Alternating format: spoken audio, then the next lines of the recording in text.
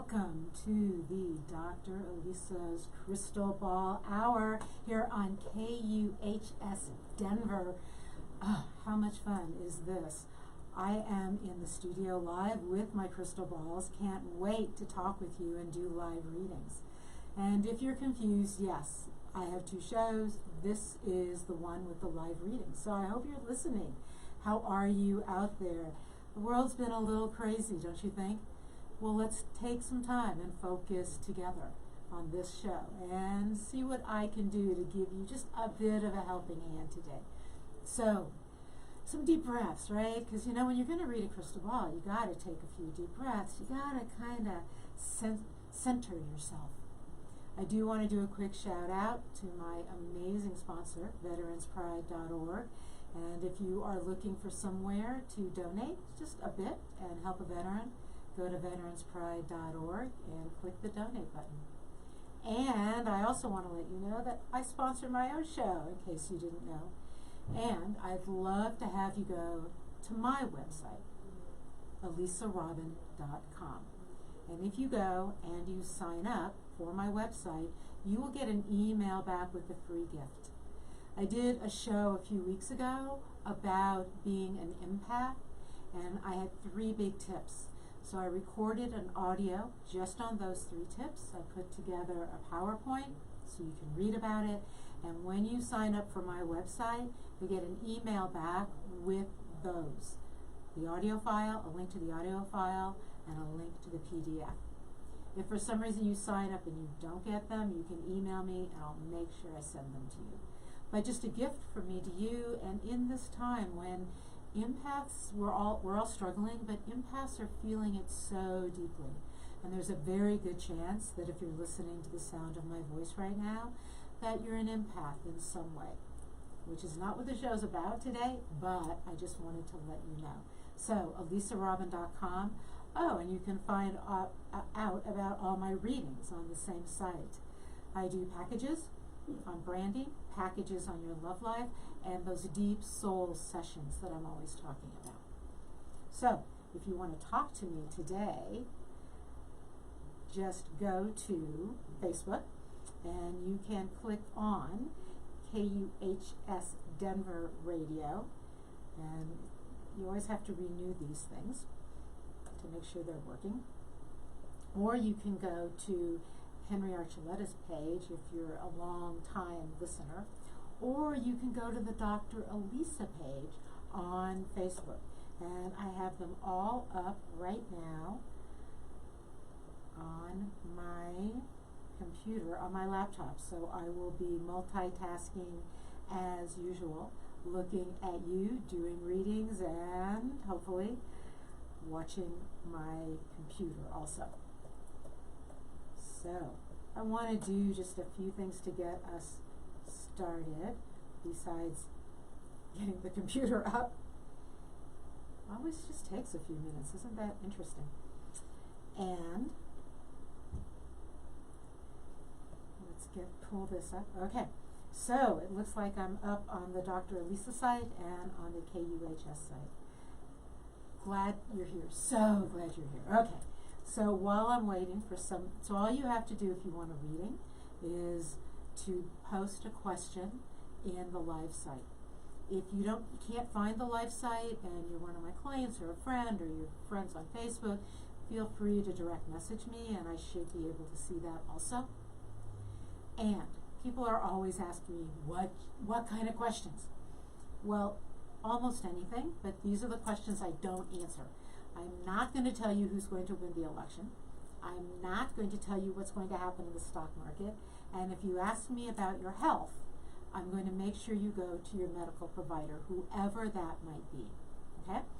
If you want information sort of around your health, but that doesn't require a doctor, I can be supportive, but those are sort of my limits, especially on live radio. I think that's it. Otherwise, you can put something in there and ask about your love life, about your career, about your animals, about your relationships, about really what is it that's up for you right now. And so much is up in the world. You know, I've been talking about this for a while, that these major planets are just hanging out together and making us a bit crazy. I have a great image of this. I had a dream that there were four, they looked like, I don't know, beings, let's say, sitting around a poker table. And they were playing poker with a deck of tarot cards, which is very weird. And one of them was the planet Uranus, and one of them was Jupiter, and one of them was Saturn, and one of them was Pluto. And Pluto kept winning over and over again. And I think I've said this to you, and if you're an astrologer out there, I'd love your thoughts on this. Pluto always wins. So when you get those major planets together and they're negotiating and working things out and debating and trying to figure out their place in the universe and what's going on, Pluto always wins. I also, this is a personal tradition, it's actually a Jewish tradition, that whenever we study, whenever we learn in the merit of somebody, it is called an aliyah for their neshama. So if somebody has died, and in Judaism we believe they can still earn honors for their soul if we do things in their honor. And so I am dedicating this show, which hopefully will be enlightening for you and will teach you something and will inspire a Renaissance of spirit within you. I am dedicating it to Ruth Bader Ginsburg, who died on Erev Rosh Hashanah, the first night of Rosh Hashanah. And our tradition says that only holy people die on that day. And so that amazing woman, I'm dedicating today to her. And wherever you are politically, she was a great woman, okay? So, that's how today's going so far. I am on live and looking in Facebook to see if, okay, still taking a look, getting things going here. Okay. So, I will gonna renew this. All right. So what are we gonna talk about today while I'm waiting for you? Now, if you're scared, so I have to tell you that some people are afraid to talk to a psychic, especially a medium, and especially when she's got crystal balls sitting in front of her, which I have all 4 of my crystal balls with me, just so you know. And I do know it's a little frightening. And so I want to assure you that I'm not scary. I actually have been told I'm scary by many of the men that I have dated, but really right now I'm not scary. And there's no reason for you to be frightened. I don't predict the future. I help you have a sense of where you are and what your options are. Because you know what? The future is up to us. We always have free will. We always have the ability to make choices. And you do. And all I want to do is help you make those choices. So, I'm going to chat a little bit about astrology. Oh, I'm also going to do a little bit from my book, which is a little different today. And I'm going to wait and I hope that some of you have questions. So again, go to the Dr. Lisa Show on Facebook, put a question in, go to, where else are we at? KUHS, Henry Archuleta's page, go there. And you can also go to, I think, KUHS Denver on Facebook, and hopefully post a question there. Okay, I think we're rolling on all of these. All right, I also want to tell you, well, let's do the Dr. Lisa Show. It looks like that one's up in the Henry Archuleta. Okay. If you're out there watching, I want to talk to you about my first book because I am almost done with my second book. And you got to read the first one. The second one is not a sequel, but they do line up, let's say that. And there will be some characters that move back and forth between them. The book is called The Way of the Well. It is a spiritual romance. Just enough spiritual growth, enough romance, a bit of adventure, some danger. I think you might like it. And you can find it on Amazon.com or BarnesandNoble.com. So it's a good read, and I thought I'd read you something about crystal balls from it because they show up in here. So the main character in here is Rachel, and she's met this lovely man named Joshua, and I'm actually towards the end of the book. They've had adventures together, and she's learned how to use a crystal ball the way I talk about it with you, which is take a glass of wine, red wine or red grape juice, light a candle, gaze at the candle through the wine. And that's what she's doing in here. And she's had a really rough day, and she's gotten very, very close to Joshua. And she just wants to see him, and he is off somewhere working, okay? So I'm just going to read to you a little bit from my book, just to entice you that maybe, and it's at the end, so, you know, if you get it, you're going to have to read the whole beginning. I lifted the goblet and gazed through the liquid towards the last light of the setting sun, and waited. Shadows appeared and disappeared, taking form and fading. Then there was only a pair of green eyes, dripping tears back at me. So at this point, what she's done is she's called her cousin to her. So she used it there, and now I'm going to skip ahead. I lit one of the candles I keep outside and lifted the wine goblet again, this time calling to Joshua. He answered, filling the glass with his form and wild passion. Our eyes met, and a smile slowly transformed his face. Our eyes embraced and caressed, saying more than words possibly could. Wrapped in the red glow of wine, he lifted up a leather bag and pointed to it. Puzzled, I watched him open the bag and remove a small object. He looked at it for a moment, as if reassuring himself that it was still there, and held it up for me to see. I should have known. It was a ring set with several small rubies and one large diamond. He held it out to me and cocked his head as if asking me a question. I nodded my head in response. Without looking away, he slipped the ring back into the bag, hung it around his neck, tucked it into his shirt next to his heart, then blew me a kiss and faded back into the night. Uh-oh, Apache. Apache is her dog. I think I just agreed to marry this man. That's just a little tiny bit of the book. So enough about that. I will tell you the book I'm writing right now has a vampire, and they have vampire sex in it. So you're going to want to catch that book, but you should read this one first. Okay, I'm not seeing any questions, so I'm going to encourage you just to ask some stuff you might want to know. And, you know, I know that right now so many people have bigger questions, and so let's talk about that. Why do we have just the bigger questions that, again, I can't necessarily answer, but I can talk to you about some of the confusion in the world and what's going on and how we can get through it. So, the autumnal equinox starts tomorrow. It's early. Where I live, it's at 7:31.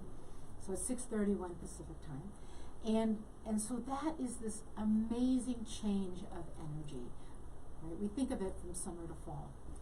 In Colorado, we already had 2 days of winter. We're back in summer, but the trees are turning. The trees know what the season is, and the leaves actually are changing color rapidly and dropping because of the heat, the lack of rain, and then that winter that just showed up. And so what is happening? We are being asked to adapt to the next season. And we do. Humans need to explore that next season. We need to be in rhythm with the planet. We evolved walking across savannas 10 to 15 miles a day. Perhaps our brain developed that way. And we were always in tune with the sun, with the moon, with the land. And when things change, we feel it. So, what have we got? What do we have going on? I'm just going to hit the highlights. I told you Pluto, Saturn, and Jupiter, they're still in Capricorn. Yes, Jupiter has gone direct. It went direct last week. I have to say that may have given you a sense that things are about to change. Things are about to move. That the things that you've been working on so hard are about to expand. Jupiter is the planet of expansion, which, I mean, can mean a lot of things, right? If I have a reading with astrologer, and she says to me, wow, Jupiter's really strong in your chart this year. You're going to have an expansive year. You know, I could gain 30 pounds, or I could grow my business, or I could grow my love life, or I could grow my spiritual life. How I respond to the planets, that's up to me. I have free choice. I have free will.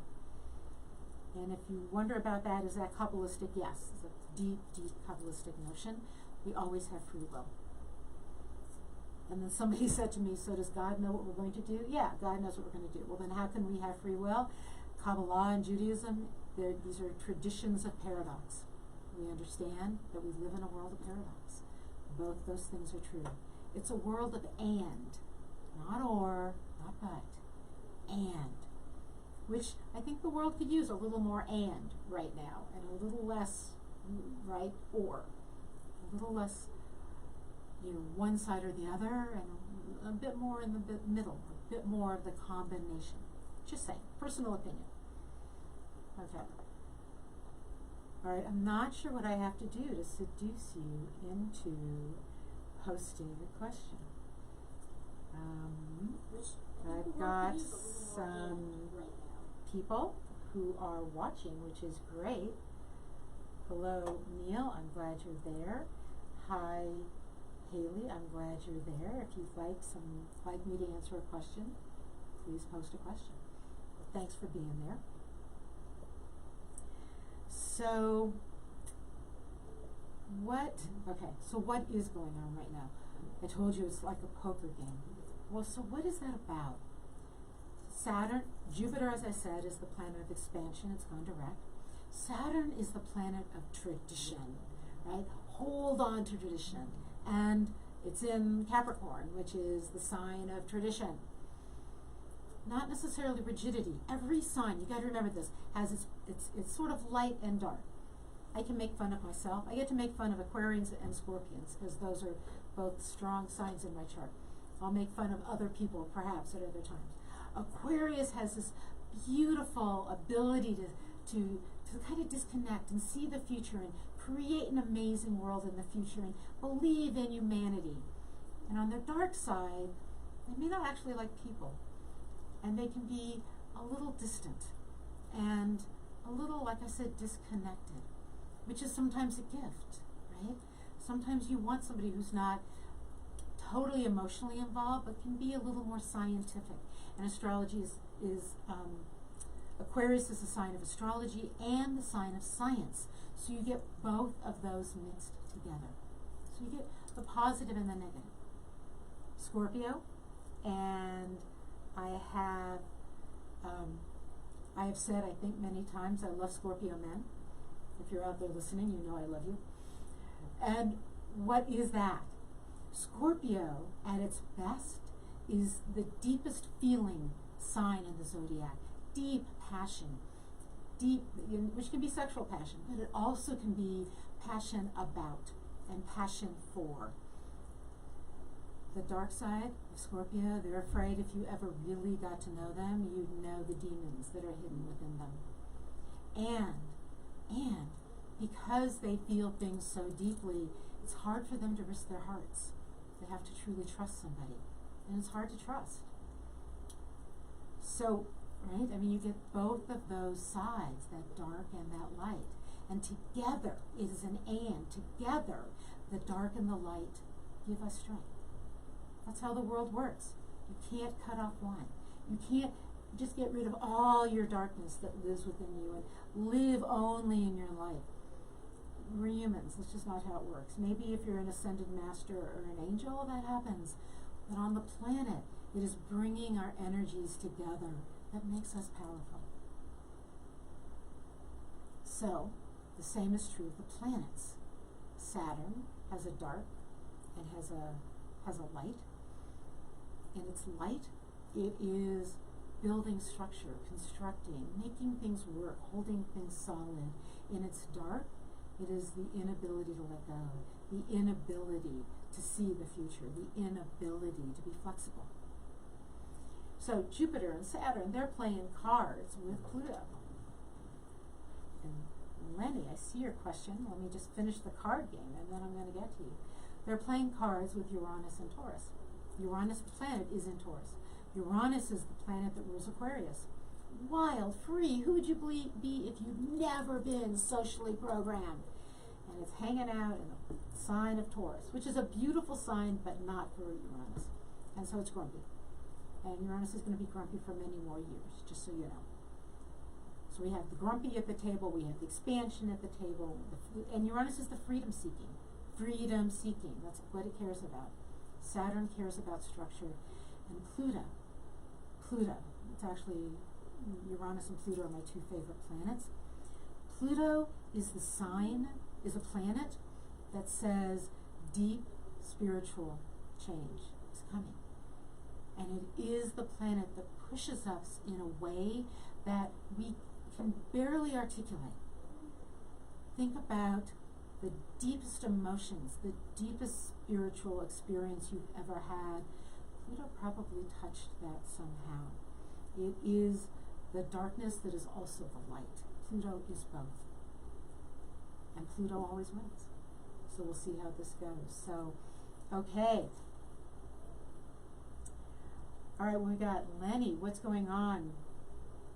What's going on for Leos? Oh, I actually love that question. Thank you. So right now with, oh, and Mars, I should mention this, just went retrograde, and it's in Aries, and it's going to be retrograde for quite a while. I think into the middle of next month, yeah. Middle of November, actually. And when Mars goes retrograde, all of our forward motion stops. So again, expect to be just slightly frustrated for the rest of 2020. Nothing new. Leos. So Leo's an interesting, and do you want Leos, Lenny, or do you want you? Because those are two different questions. However, Uranus is in Taurus. Taurus is at right angles. So that planet is right angles to Leos right now. And where Leos are trying to shine, because they're always trying to shine, because that's what Leos are good at. Leos are ruled by the sun, and their symbol is the lion with their wonderful mane. And Leos then have that sense that they're having to redo, rethink, recalibrate, because Uranus in the sky is at a right angle. The right angle that Uranus is making, any right angle, is a point of tension. We can't resolve it in a simple debate. We resolve it by changing the nature of a relationship. We realize that something at a right angle challenges us to redefine who we are as well as the situation. So Leos right now are in that sort of transition stage. And transitions are a lot like births, and they can be messy. Let me just say that. Transitions can always be messy because birth is always messy. What does that look like then for you, Lenny? So I picked up my one of my crystal balls. Actually, I'm switching out crystal balls. I'm going to pick up my other crystal ball. In case you're listening, I have 4 crystal balls with me. I have my clear one. If you're watching, I can show you. I have my clear crystal ball. Which is leaded crystal. I have my black crystal ball, which is really, really heavy. I'm pretty sure it's leaded crystal. It's really heavy. I have my amethyst crystal ball, which is made out of minerals, and then mineral amethyst. And then I also have my blue agate, which again is a mineral. I call this one my traveling crystal ball because it's so small. Okay, so Lenny, so back to Leos. So Lenny, I have to tell you, there's a time just in front of you of new beginnings and really great, something like amazing walking into your life. I want to say, the only way I can think of saying it probably is like great adventure, great expansion. By the end of the year here, Jupiter and Saturn are both moving into Aquarius, which is opposite Leo, which gives the Leos that boost, that woo, wow, sort of set free, have things just kind of open up and unfold with some ease.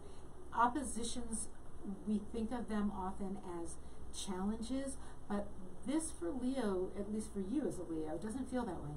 It feels like it opens up some brand new opportunities for you in some directions that maybe you hadn't thought of before.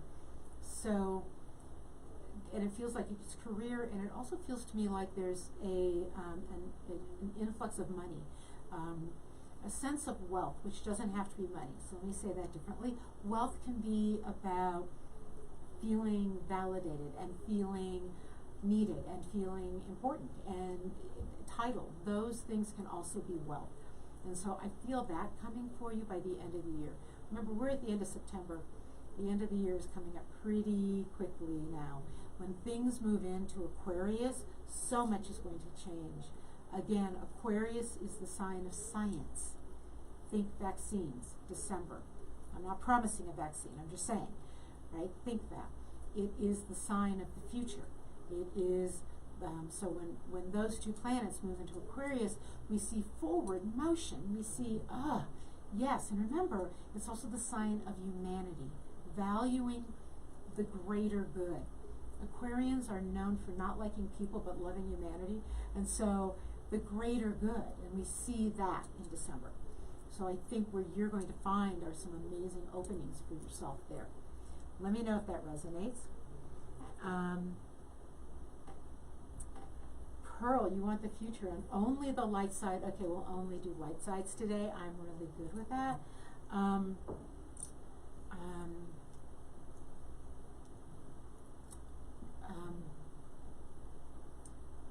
trying, I don't know what I'm getting here, Pearl. It almost feels to me like you've been walking through, you know, did you read the book Alice in Wonderland, and she goes into the garden and everything is different, or she goes through the looking glass and everything's backward?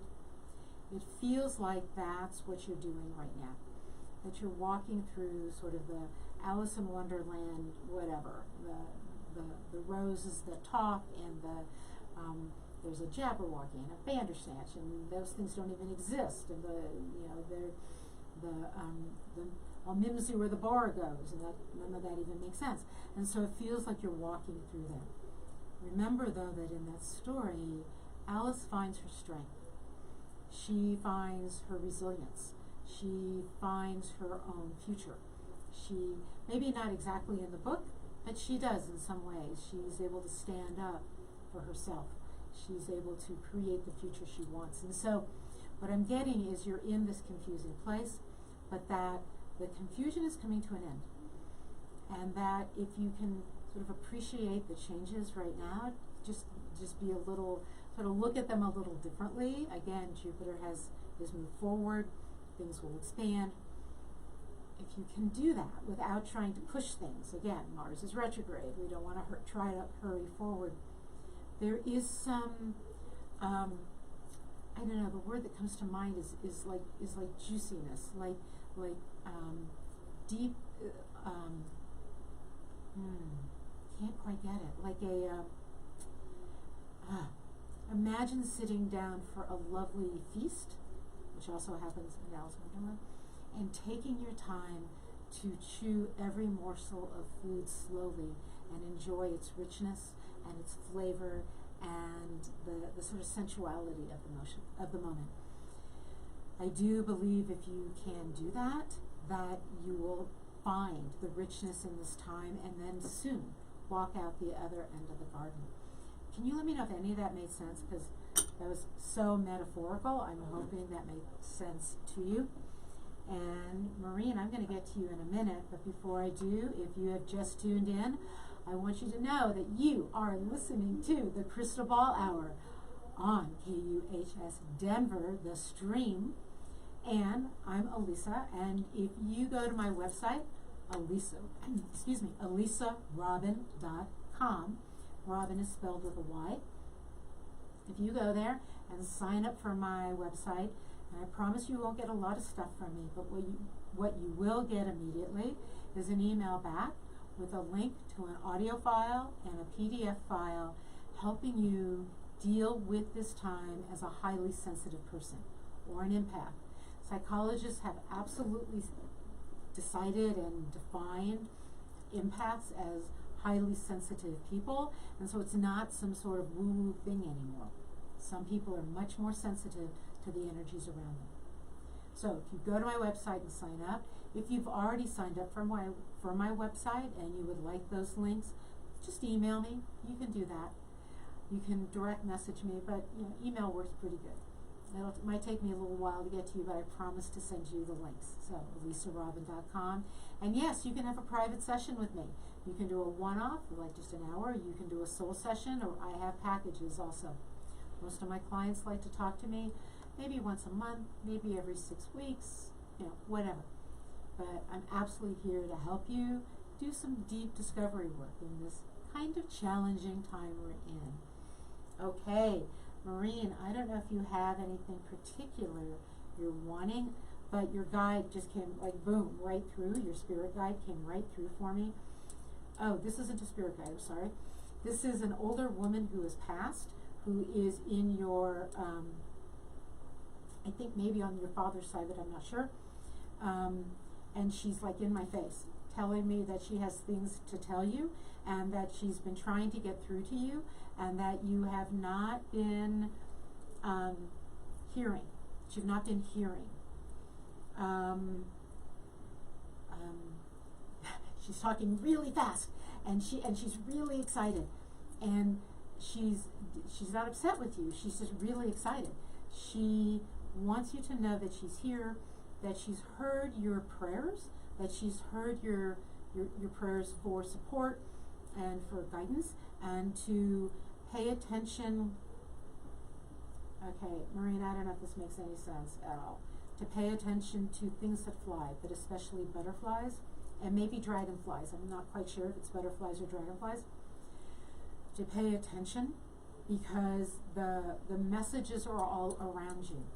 That the life that you're slugging through the last bits of the mud, and that the life you want is right there, and that you're not doing this alone. The guides are often behind you, she is saying, and so since you're doing a great job looking forward, you sometimes don't realize that you're getting help by being pushed a little from the back. Does that make sense? Like, sometimes if somebody's stuck, if we just give them a little push, they can get over something.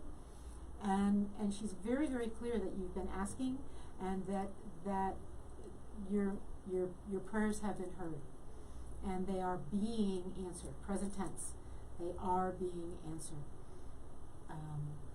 And sometimes that just takes a while to manifest. Maureen, if you're still listening, if you heard that, could you tell me if that made sense to you? Okay. Okay, I am trying to figure out who else might be here.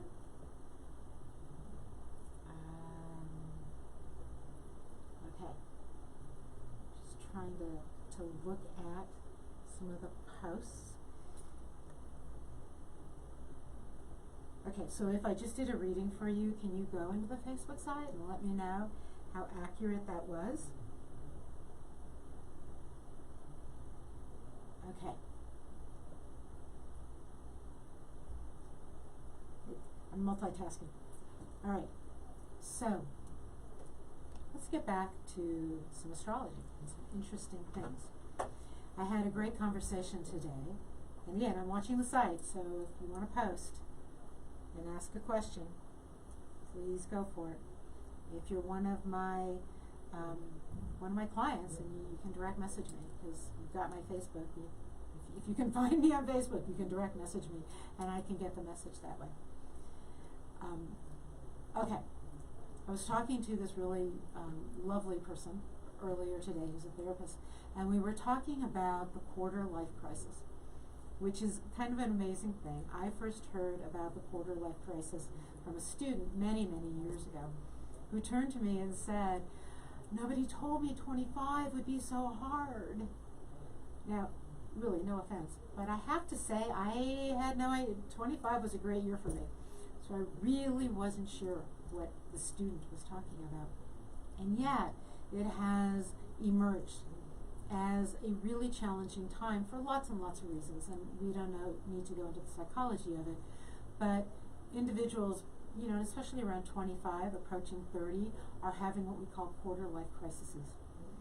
And many of these existential experiences and crises that we talk about in our life, midlife crisis, whatever it might be, are marked by certain planets going 360 degrees around the sun and landing back on our chart exactly where they were when we were born. So one of the things I want to sort of emphasize about astrology, because she said to me, well, so what do? You look at a person's sign and you do astrology? I'm like, okay. And I'm sure I've explained this to you, but if you didn't hear it, or if you don't have an astrologer handy, astrology, when you know your sign, that's your sun sign. That's one of 10 planets. It does not include the nodes of the moon, which I work with extensively. It doesn't include Chiron, which I also work with. Every planet can be in one of 12 signs, and each of those planets can also be in one of 12 houses. So an astrological chart looks like a pie chart, with all 12 of these little pie cuts in it. And it is the relationship of all of those things together that an astrologer works with. So an analogy might be, imagine for a minute that you are told you're an introvert. And you don't know Myers-Briggs, you don't know about extroverts, you don't know about anything else in that personality inventory. You don't know anything about yourself from that. Because you might be more of an introvert, less of an introvert, you don't know much. The same thing is true about your sun sign. You know a bit, right? You know something about your ego sense and who you are, but that's it. And this is so much richer. So, that's what astrologers do, which I must say is much more of an art than a science. And that art then is like a tapestry, where we're weaving together all those pieces. Excuse me while I take a drink, thank you. It's very dry in Colorado, can I just say that? If you're watching me live, you need to know I have frizzy hair, and so it looks like this because it's so dry outside. Colorado is so dry. Okay, so the planets keep moving. An astrological chart is a photograph of where the sky was, where everything was when you were born. Boom, we take that picture. And we need your time of birth. So if you call me or email me for an appointment, make sure you have your time of birth. It's on your birth certificate. If it's not on your birth certificate, you can order a more detailed birth certificate from the hospital where you were born, and you'll get your time of birth. If you're young enough, you can ask your mother. Moms usually know those things, but a birth certificate is sometimes more accurate. So what, I'm still checking, you still can ask me questions, you know that, right? You know you want to. You know you want to ask me a question.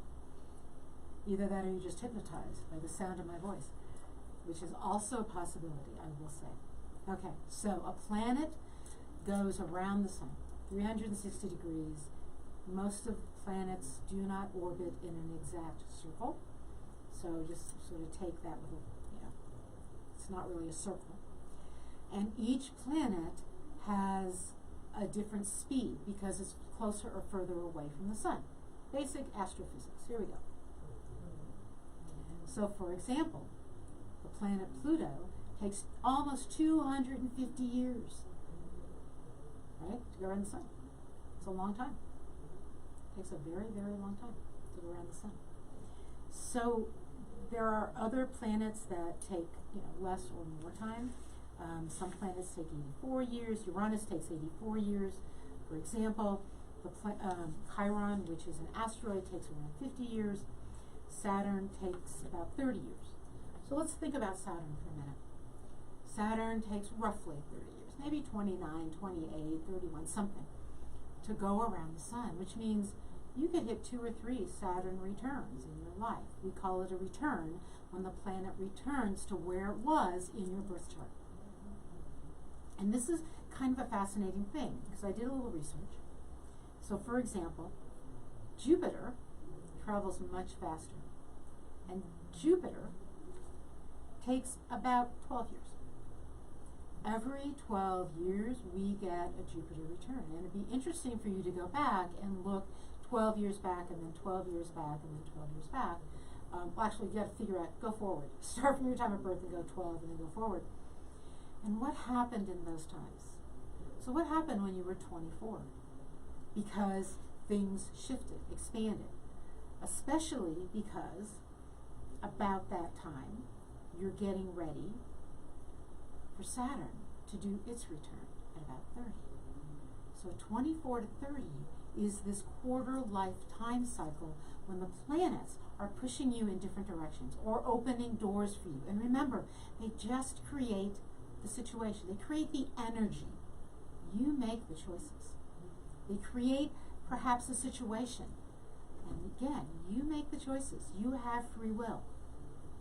At 27, there's something called a progressed moon, and that returns at 27. That's a longer explanation. We can do that on another show. At 29, we get this Saturn return. Neptune does a few things in there, but at 36 to 43, Pluto. Remember I said Pluto is this planet of deep change. It's the planet that, it's the wrecking ball planet that helps us create. So it's creative destruction, which often does not work in our brain. Here's my example of sort of the Pluto-Saturn, and I think I've said this before.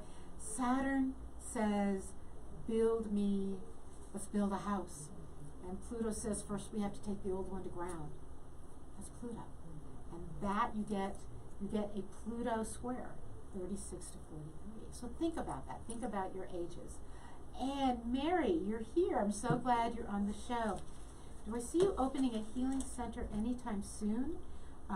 This fall, abundance to assist with this. So you must have a bunch of things going on because I just picked up my lovely black crystal ball. Don't tell the other crystal balls, it's one of my favorites. Your healing center is going to open, I do feel like the end of fall. I do think that there's something, it starts as a seed, something like very small, and then boom, blossoms. I have no idea what blossoms in the fall like that, right? We harvest in the fall. But I do feel like there's like a seed that has been planted and it's starting to blossom. It's taking time because roots have to grow first. So, you know, bamboo grows wildly fast, but only after it establishes a great root system. And so what you've been doing is establishing a root system. I do feel like the end of fall, so I'm thinking November is when things expand. And it's interesting because you say opening a healing center. I think it starts with a healing practice, and the center grows around the practice. The perfect image I have for you is a pearl. It starts with that seed inside an oyster. That's an irritant, right? You're not an irritant, but that the healing it creates something, and then the layers grow around it, so that you and your healing practice are the center, and the healing practice grows around it. So the abundance is interesting because I think they come hand in hand. We always, because I guess what I'm saying is you don't have to find the money to open the space to start doing the healing work. I know you're doing the healing work. The healing work will draw to you, and there's something I have to talk about with the healing work. The healing work will draw to you clients that will help with the abundance, and the center will start small, but let it start small. Okay, so there's something else coming through. Okay, so there's this lovely guide coming through. There's this healing energy, this healing information coming through. So I think you do angelic work, I'm not sure, but this is an angelic looking being that's coming through. I am an attuned Reiki master, so she is speaking in symbols and I can understand that. She's saying that this work that you do is going to be taking a different direction, that the healing work you do is about to go much deeper. It's fascinating because I'm flip-flopping between my dark crystal ball and my clear crystal ball. Look at the ways that there's a yin-yang or, you know, a dark light within your healing practice that is very, very powerful. That it isn't just bringing in the light, that it's also some of the ways that the dark is a healing energy. So part of what's happening, this guide is telling me, is that your concepts of healing and your concepts of how to use your angelic healing energy are shifting. She's wanting you to let go of the image that darkness is bad and light is good. And embrace the image that those two swirl and dance together, and that, again, we need both, right? So Scorpio needs the passion as well as that its powerful fear and its intensity. We need both, right? Aquarians need to look to the future and be able to create amazing, different, like, blasts of wisdom at the same time that they need to be able to detach. Everything needs both. And so this guide is telling me that. Let me know in the chat if that makes sense, if you have a follow-up question.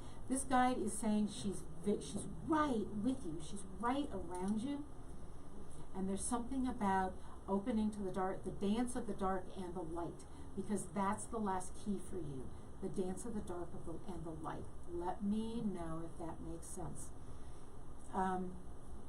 And there's also somebody out there asking a question, because I've got a guide coming through who's telling me, I keep using this image of these planets playing cards with tarot cards, which is so weird, like they're playing a game of poker with tarot cards. And I need to say that that seems to be a message for somebody out there who is a psychic reader. Okay, that guy just backed me up. Who is? Oh, it's about a career change person trying to follow their intuition.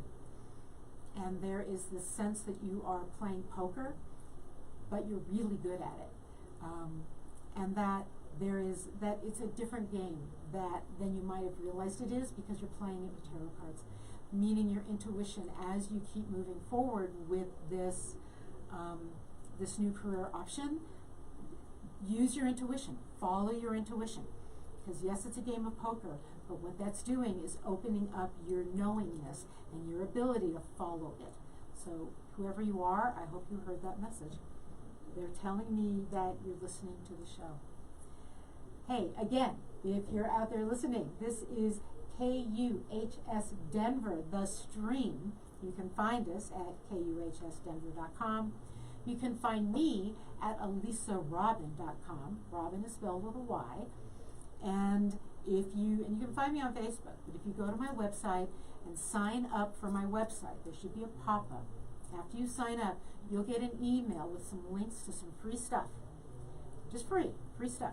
A free audio recording about being an empath and a free PDF about being an empath. And then I usually only email, you'll get something from me probably every other week. You'll get my blog and you will get the MP4 of the radio show. So really, twice a month, you're going to get something from me. So it shouldn't be a big deal. And you can read my blogs, which really, you should all be reading my blogs, because I have to say they're marvelous. And you should know that, and you should read them. Okay. Okay, you do angelic Reiki, and you're a Scorpio, and okay, I'm glad you understand the dark and light. And absolutely, if you're a Scorpio, that's the key. The healthiest Scorpios I know, they understand that dance of dark and light, and they embrace it within themselves. And I have to say, I love that energy. If you're an astrologer and you want to know why, I have Saturn in Scorpio on my ascendant, which is Scorpio, and Pluto at my midheaven. So there you go. I'm a double Aquarius with a Scorpio chart, or at least a Pluto chart. Okay, it looks, I don't see, I'm not sure if I see anyone else. Mary, okay. You know how sometimes your things freeze here? I'm going to look to just see if anybody else has comments. Okay, I still have time. You still have time to ask me a question if you want, but I'm going to get back to this notion of the planets and our ages. So midlife crisis, right? We all have heard about that. The classic midlife crisis, what, right, it's always a guy who divorces his wife, starts dating his secretary, and buys a sports car and gets a hair implant or something, and drives off, and then realizes he didn't want any of that. It is Pluto square, Pluto sort of right angle, and it happens in our midlife. Sometimes, for some people, it happens later, depending when you were born, because Pluto's orbit is highly elliptical. It is not round. So it's a little bit unpredictable. Mine happened later. Some people's happened earlier. Some people hit that transit and they do that midlife crisis. Some people deal with it very well and realize it's time to change. It's a career change. And I want to point out to you that some of these things that happen, the Pluto and definitely absolutely the Pluto, and also Uranus opposing Uranus, which is another midlife crisis, which is around 38 to 41, where Uranus, the planet of freedom, imagine this, the planet of freedom that says, I don't have to be who I'm being socially programmed to be. I know I'm a rebel at heart. So imagine waking up one day as a stockbroker who's just following all the rules and suddenly remembering that you were marching against things at one point in your life, that you're a rebel at heart, and not knowing what to do with that. It's not surprising that many people who go through a midlife crisis have a teenager at home. Because what do we do in our teen years? We rebel. That is the job of a teenager. If you have a teenager, I need to tell you, I've not had children and I've raised numerous teenagers, double Aquarius, figure it out. And in doing that, I've discovered this amazing ability of teens. I've remembered myself, right? To explore new things. That's their job, to bring in new ideas with the guidance, right? I mean, they want guidance because eventually teenagers grow up and have to make all their own life decisions. It's no surprise that we have a midlife crisis when our kids are saying, I get to be this amazing independent person. Okay, so, I do have time for one more. Good. Lydia, sorry. I'm looking at this. Your son seems like a big empath. He gets down on himself. Right. So middle children often actually like being ignored, but do often feel like they're being ignored. I've got a ton of information on my site with this free audio for an empath. One of my favorite books is The Empath Experience. I get no proceeds from this, just so you know, but The Empath Experience is an amazing book. Again, just like my book, you can get it on Amazon. I don't know. Oh, he's 5. Wow, deep thoughts of despair. You know what? It'd be interesting to run his chart and see if what his past life, what he brought forward. If you feel like he is too deep, then, you know, again, first off, do you want to talk to his pediatrician? Let's always say, let's go to the medical community. But I also have to say that deep despair for a 5-year-old is not normal necessarily, but I have met kids who are empaths, and one of my best friend's son was like this, deep empaths, and could go into that despair. It's hard for a 5-year-old, and I would do something, honestly, perhaps teach him tricks about how to make choices about what he picks up and doesn't pick up. He's 5, he can understand that. And also maybe talk to a pediatrician. And then also help him find his lighter side. And remember that sometimes the deep, dark parts of ourselves that are difficult as children are good as we grow up. I would definitely address it. And if they're really that deep, I would definitely address it. Might he be an empath? We have a lot of children born in this time who are suffering, who are empaths, who don't know how to understand what's happening in the world around them. If you can create safe space for him, if you can help him do things that bring him joy, that will be helpful. If you help him understand that he can turn off sad thoughts, that will be helpful. Again, his pediatrician might be helpful, because I just want to be really clear. I have to say the sense of him is that he is definitely an empath, but also that he came here with a life mission that might be more difficult, more challenging. And it's difficult as a child to know that. So anything you can do to help him get through that and keep him strong and healthy. It feels to me like movement, exercise will be good for him. It also feels to me like writing might be good for him, storytelling, to help him tell that deep despair in terms of a metaphor to you. Tell me the story. Is it a mystery? Is it a monster story? Tell me the story. And that might help him also. Instead of simply trying to cheer him up, let's let him get it out in some ways. And again, I'm not a doctor, right? I mean, I am a doctor, but I'm not that kind of a doctor. So also take good care of him. And I've got 4 minutes when I've got to get off. If you've put your chart in, I can't run your chart right now. I don't have time to do that. So chart readings I have to do offline, and that's my private practice, because I got to run the whole thing. But Kendra, you're a new viewer. Welcome, welcome, welcome. I'm glad you're here. A general reading. Whoa, Kendra, you have some really strong spirit guides. 2 just came in. 1 that is male, very strong male energy. I don't know if your grandfather has passed or a father, but you have a very, very strong male energy around you. Somebody, could be a grandfather, who says you have deep guides and amazing guides in your life, and that you will always know the path in front of you. So if you're confused at a crossroads, stop. Just stop, and a guide will show up and tell you which way to go. They may tell you by, this is really interesting to me, like at a crossroads, if you have a scent that entices you one way or the other, or a wind, something about that they will have, you will have the information you need. There's a female energy. It's a very young energy. This young energy is very, very sweet. This young energy is telling me that it is going to show up in your life as an animal. And it is a young angelic energy that is going to come to you. I don't know if you lost an animal and you're looking for another one, but this is a young angelic energy that's going to show up in your life as an animal. And again, help you on your path.